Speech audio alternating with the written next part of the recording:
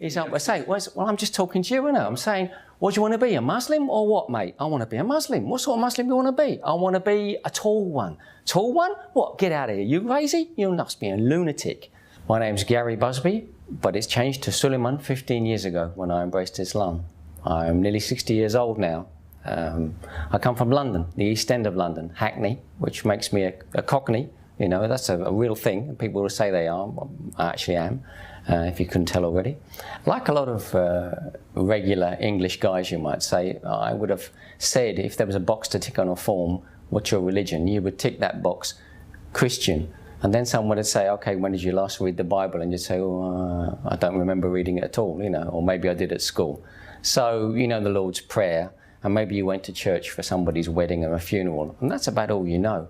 And that's what most Christians are in UK, the majority so-called Christians. So I was one of those. I arrived in Bahrain in the 1st of June 1984, which was also the 1st of Ramadan. So one of my first experiences was to see people fasting. But the first thing I really noticed was to hear the call to prayer coming from the nearby mosque. I heard this voice singing out over the streets, and I heard another one. It was like in a cannon. You could hear stereophonic sound as they were picking up. And I asked somebody, what's that guy saying? Actually, the guy I asked didn't know. But after some couple of tries, I found somebody that told me what the guy is saying. I said, oh, that's interesting. That's a very straightforward thing to say. It's not something sort of weird and poetic. It's just a straightforward, you know, come to the prayer. You know, that's what it's saying. Interesting. Okay, never mind. I didn't give it too much more thought, but I was working with Muslims. They were fasting in that first month, and they could see I was interested, so they started to give me answers to simple questions. You know, so you pray. How often do you pray? What do you say when you pray? Oh, okay. I can't say I was overly excited about that. I just thought, that's interesting. It's something different. Jump forward many years. I was in Turkey in the mid-90s, and there I saw something else. There I saw a country full of Muslims living in a secular state.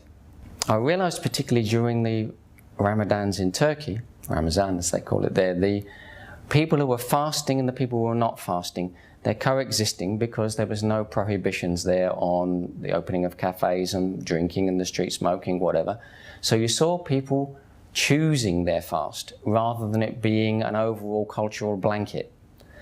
That's when I perceived something more. I started to notice there was a link between the people who I'd got to know and like and the ones who were fasting.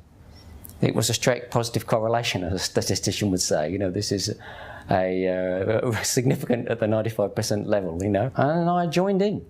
I just did that spontaneous thing. I said, I'm going to try this. What exactly do you have to do? Dawn to dusk? Yeah, okay, fine. It's not just a question of ignoring a few cups of tea. Immediately I found it tough, and immediately, oh, respect. You know, this is not easy. You have to want to do this. And during that time, somebody saw that I was interested, and they gave me my first Quran. Jumping ahead, I came back to Dubai. My boss at work, Emirati gentleman, had been talking to me about a project that had been introduced to him by some guys he'd met. So we went for dinner with these guys, and we sat down to have dinner, and my boss introduced me with a masterstroke.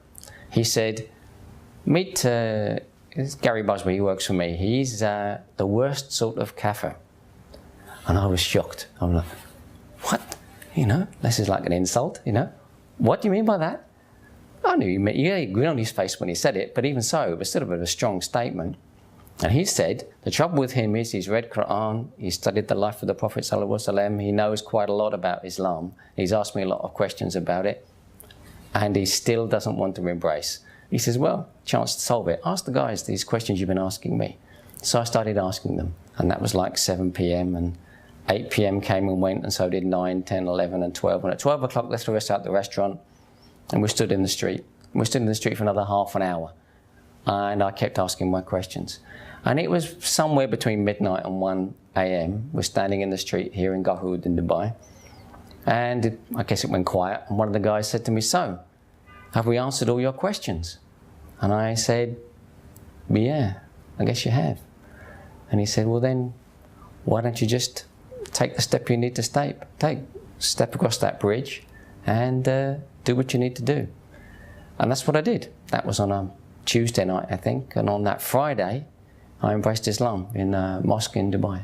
One of my biggest concerns around the time that I embraced Islam, immediately before and still immediately afterwards, was that I felt I might be getting into something that was too prescriptive.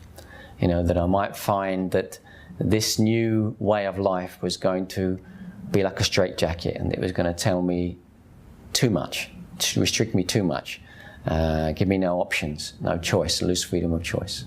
That turned out to be true and not true at the same time, in a very happy way, because yes, it does tell you what to do, but it tells you in the way that your father tells you what to do if he's a good father. He's giving you the best advice. You can still choose what you take of it and how you do it. You know, it's up to you. You're still a human being. But now you know you're being given good advice. And that's very comforting, isn't it? I'd actually found the formula. This was the way to fix myself. You know, follow what it says in the Quran. And it was like having the most wise dad in the world who was always hanging around near you to tell you stuff. Ah, don't do that, you know. And I thought, wow, this is amazing, everything.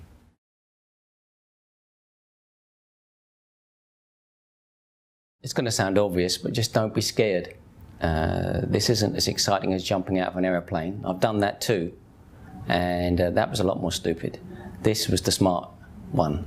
So just do it. Trust me, it's going to be fine.